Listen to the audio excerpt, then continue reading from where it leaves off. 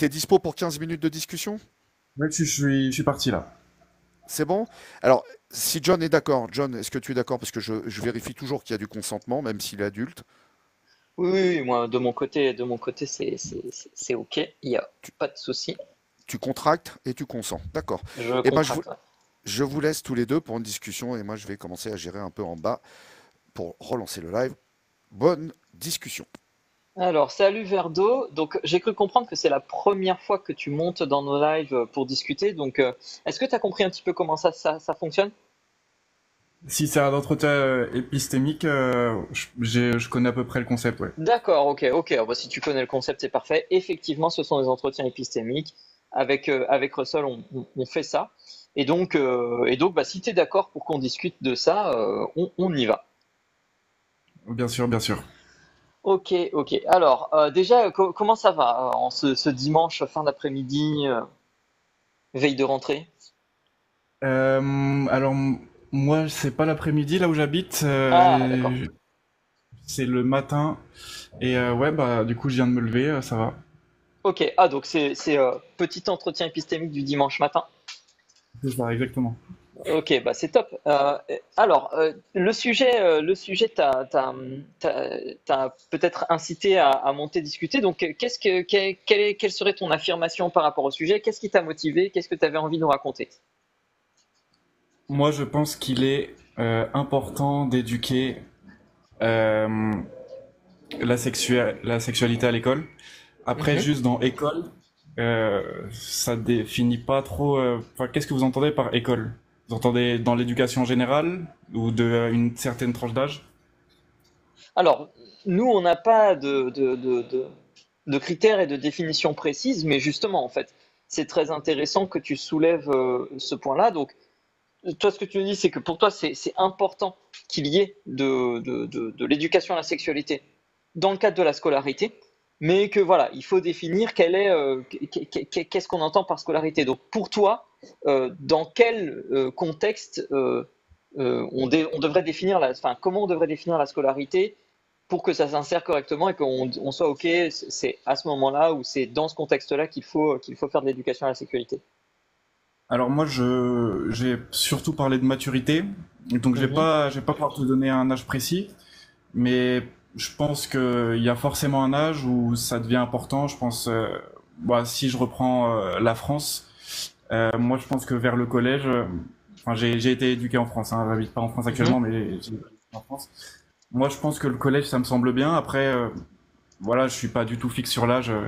Si des études montrent que ça serait bien plus tard ou bien plus tôt, euh, enfin moi je m'en fous de l'âge, mais je pense que c'est D'accord. important.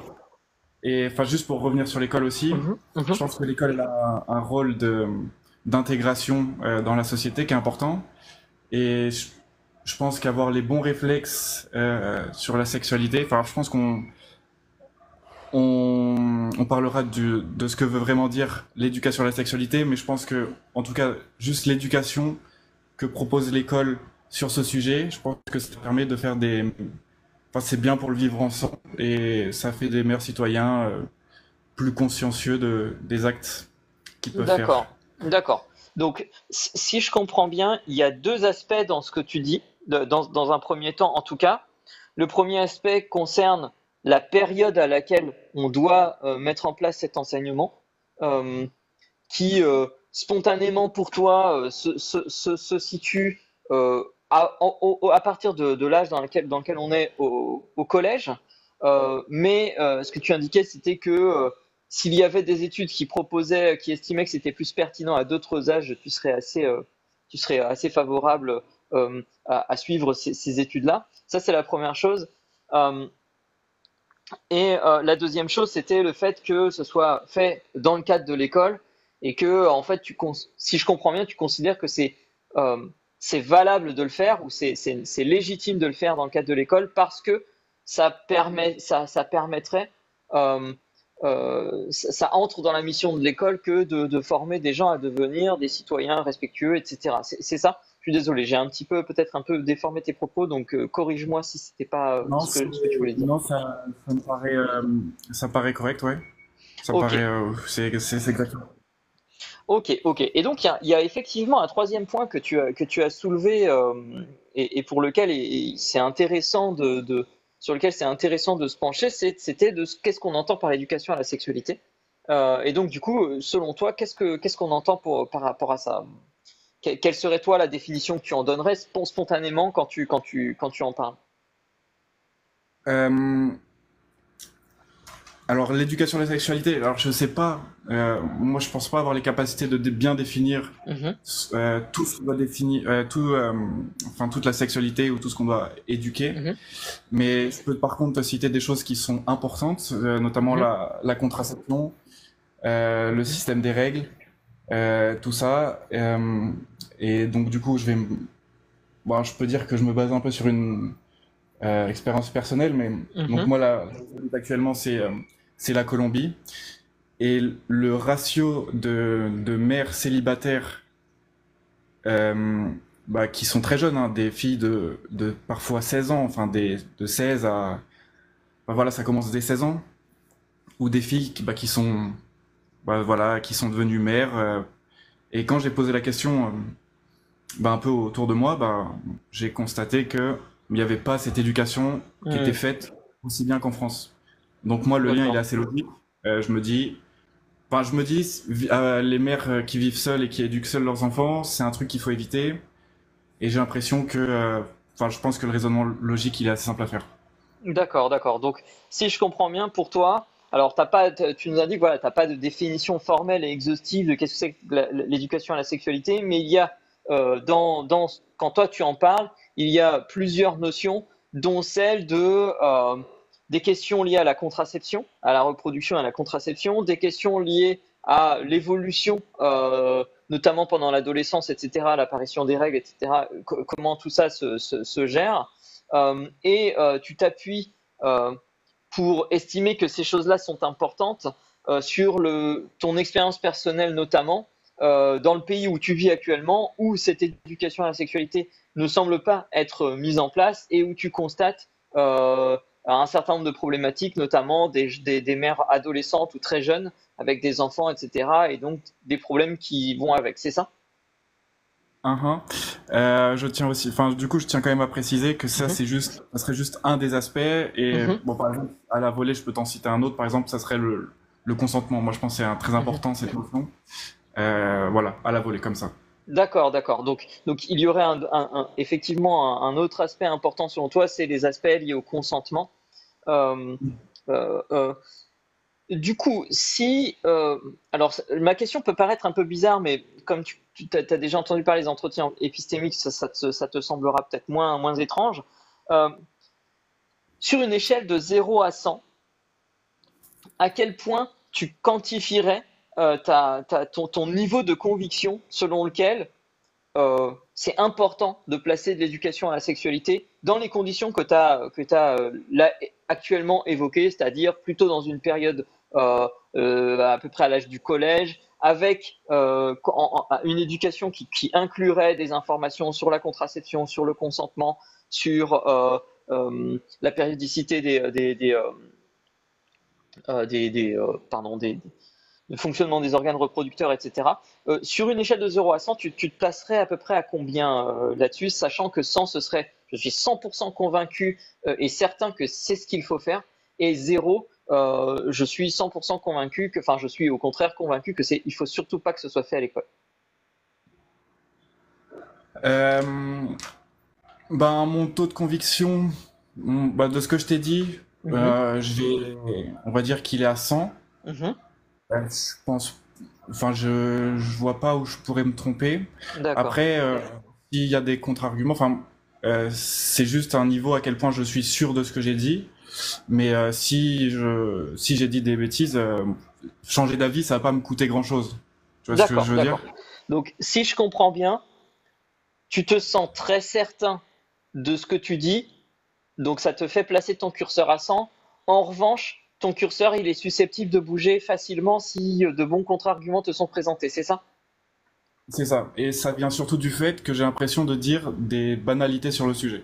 Ça vient D'accord, surtout de ce fait. d'accord, d'accord, d'accord. C'est qu'en fait, pour toi, c'est tellement logique et évident que du coup, c'est un peu, en fait, oui, c'est ça, c'est que ça se déduit tellement logiquement que du coup, tu vois mal pourquoi tu placerais pas ton curseur à 100, c'est ça?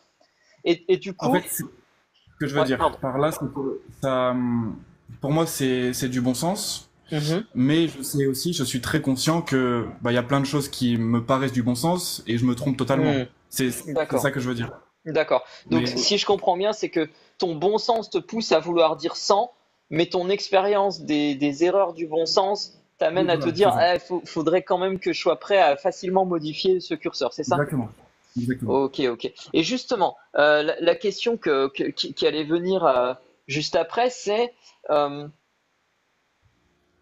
quel serait selon toi, s'il y avait un, je sais pas, moi j'y connais rien, je suis pas documenté sur la question, mais on peut imaginer que peut-être il existe euh, de bons contre-arguments, de bonnes ressources qui devraient, qui iraient dans le sens opposé. Si jamais ces ressources existaient, d'après toi, quel serait voilà, le contre-argument le plus à même de te faire changer d'avis? Ah, le contre-argument qui me ferait le plus changer d'avis, enfin, ou genre, C'est ça, enfin, enfin, l'élément. si, vas-y. Vas-y, je t'en prie, je t'en prie. Ok. Donc si je résume, enfin si je comprends bien, tu me demandes sous quelle forme se manifesterait un potentiel argument qui contrerait ce que j'ai dit, à savoir Alors, mettre en place. ça pourrait être ça, mais c'est même un peu plus large que ça. Je suis désolé. Ma question était pas très bien réfléchie ni formulée. L'idée, c'est de dire, voilà, ok, si tu devais faire un pari sur le truc qui viendrait te contredire le plus, ça serait quoi? Ok. Moi en vrai j'essaie d'être assez euh, pragmatique, scientifique. Donc moi si on montre par exemple si on me montre dans un département qu'il y a eu que voilà ce que j'ai dit, donc on va dire euh, les classes, enfin les cours que je prône, Mhm, on va dire qu'il y a une classe pilote ou voilà, et puis au final on se rend compte que les résultats, enfin j'imagine qu'il y aurait une manière de quantifier les résultats mhm, attendus. Si les résultats attendus ne vont pas dans le sens, donc ça veut dire que peut-être les élèves mhm, ils apprennent rien ou enfin je sais pas, c'est vrai que j'ai du mal à m'imaginer tant c'est banal ce que j'ai dit mhm, auparavant, mhm.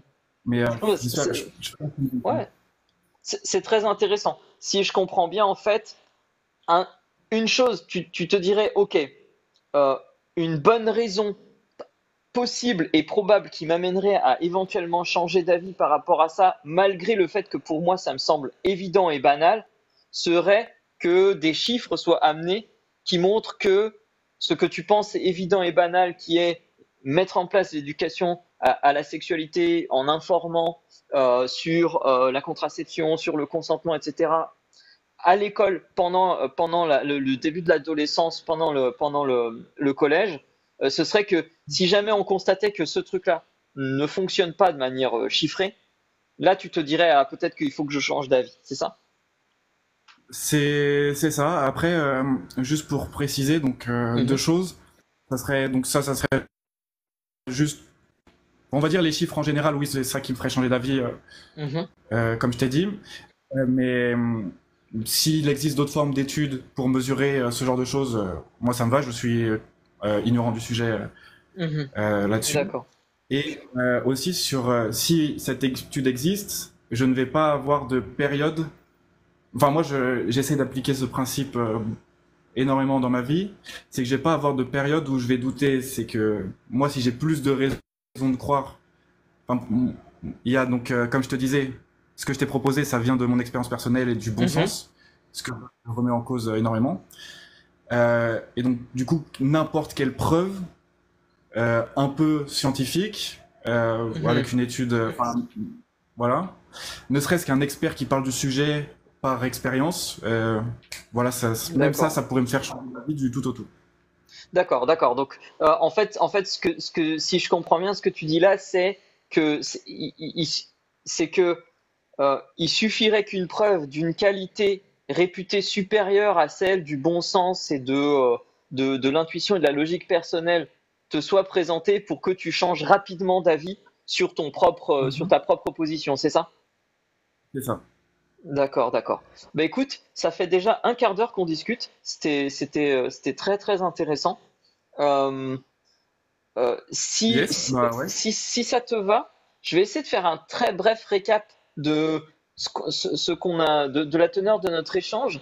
Comme ça, tu pourras me dire si j'ai bien compris ta position, si je la déforme pas, et compléter éventuellement si tu veux rajouter quelque chose. Et ensuite, tu pourras me dire comment ça s'est passé pour toi. C'est une question traditionnelle qu'on pose pour essayer de vérifier que ça se passe bien pour les gens avec qui on discute. Et peut-être qu'il y aura Russell qui aura une question à emporter. C'est une dernière question qu'on pose, qui est une question qu'on se propose de garder et d'y réfléchir après. Donc, en fait, si... Attends, oui, je t'en prie. excuse-moi, j'ai juste pas compris la dernière partie. La dernière partie, t'inquiète pas, la dernière partie, on y revient juste après. Ok. Comment ce qui s'est passé, c'est que donc toi, tu es monté pour discuter de ça avec nous et tu nous as expliqué que en fait, ta position, elle était favorable au fait qu'il faille avoir une forme d'éducation à la sexualité à l'école, notamment dans une période donnée qui est plutôt celle du collège, que tu placerais spontanément à peu près au niveau du collège, et que cette éducation à la sexualité, elle devrait à minima comprendre des informations sur tout ce qui est en lien avec la contraception, sur ce qui est en lien avec l'apparition de la puberté et les changements qui sont associés, et sur ce qui est en lien aussi avec tout ce qui est lié au consentement. Et tu te bases sur ces aspects-là, et tu as bien clarifié que c'était pas du tout exhaustif, mais que c'était des aspects qui te venaient en tête et qui te semblaient être un peu incontournables à minima. Euh, et tu te basais là-dessus sur deux aspects, c'est-à-dire le premier aspect, c'est d'un côté ton expérience personnelle de ce que tu peux voir dans le pays où tu vis actuellement, où cette éducation n'a, semble-t-il, pas lieu, mais aussi sur le fait que ça semble assez logique et quasi banal, selon toi, de penser cela. Et ensuite, on a vu un petit peu ensuite à quel point tu étais convaincu et tu disais, bah voilà, pour moi, c'est tellement logique et tellement banal de penser comme ça que j'aurais tendance à me placer à 100% en termes de niveau de certitude. En revanche, comme je sais que c'est lié à ma logique, à mon intuition personnelle, à mon raisonnement personnel, et que c'est pas documenté, basé sur des choses plus des sources plus scientifiques, je serais, si on me présentait des sources plus scientifiques, notamment des études, des choses plus quantitatives ou des avis d'experts sur la question qui n'allaient pas dans ce sens, je réviserais facilement et rapidement mon avis sur la question. Est-ce que c'est à peu près ça? Un petit problème C'est de exactement réseau. ça. Ok, ok. Et donc, du coup, est-ce qu'il y a des choses, dans ce que tu as dit, est-ce qu'il y a des choses que tu aimerais compléter, modifier ou reprendre? Honnêtement, je pense que j'ai pris plutôt beaucoup de pincettes, donc D'accord. ça va. Je pense pas avoir dit de bêtises. Super, super, super. Donc, ce que je vais faire, c'est que je vais juste te demander, ce qu'on va faire, pardon, c'est que je vais demander à Russell s'il est dispo et s'il a ce qu'on appelle une question à emporter. Donc, c'est un petit terme qu'on a inventé spécialement pour les lives épistémiques. En gros, c'est quoi? Il arrive parfois qu'à la fin d'un entretien, d'un échange comme on vient d'avoir, ben, que ce soit Russell ou moi, on a une question, sorte de question bonus, à laquelle on ne demande pas à notre interlocuteur de répondre, mais à laquelle on se propose, que ce soit nous ou notre interlocuteur, de réfléchir après, le lendemain, dans les semaines à venir, etc. Donc, je ne sais pas si Russell a une question bonus, une question à Ah, emporter. alors, désolé, je viens juste de reprendre sur Ok, live pas de parce qu'en souci. fait, j'ai eu un souci avec un livreur qui était perdu. Donc, j'ai entendu tout le début. Puis après, voilà, j'ai disparu. Donc, j'ai malheureusement aucune question à emporter et toutes mes Ok, excuses. pas de souci. Moi, j'ai pas non plus de questions à emporter, donc bah, t'as pas de devoir vers deux. C'est cool. Ça marche Et du coup, parfait. j'en profite pour ma dernière petite question, c'est de savoir un peu comment ça s'est passé pour toi, comment s'est passé cet échange, quelles sont tes impressions par rapport à cet échange qu'on vient d'avoir. Yes, un feedback. Non, déjà, je suis très surpris de voir ce genre d'émission sur TikTok. Moi, ça fait longtemps, très longtemps que j'utilise TikTok, mais ça fait que quelques jours que je regarde les lives. Donc je suis agréablement surpris. Au niveau de l'entretien en lui-même, j'ai pas senti quelconque agressivité, quelconque piège ou quoi. Euh, Peut-être même ce que je regrette un peu, parce que même si je pense que, comment dire, cette ambiance, ce type de questions permettent souvent de trouver la vérité, de remettre en question beaucoup de choses. Mais c'est vrai que sur TikTok, j'aurais préféré peut-être avoir un peu plus de sang, mais c'est que mon avis personnel. Je suis pas sûr d'avoir compris la fin. Un peu plus de sang dans le sens où, bah voilà, on va dire, c'est plus divertissant Ah, d'accord. euh, Ok. dans ce sens-là. Tu Mais voulais après, avoir une discussion un petit peu plus animée, un petit peu plus, un petit peu plus dans le contradictoire, c'est ça?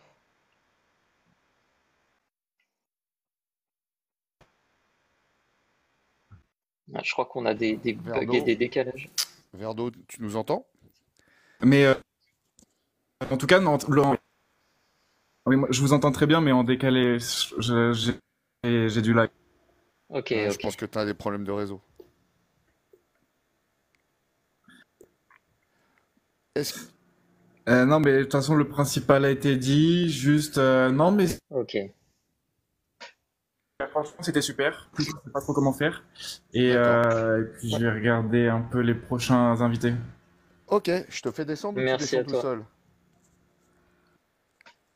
Alors, je vais te faire descendre. Attention, ça va coincer.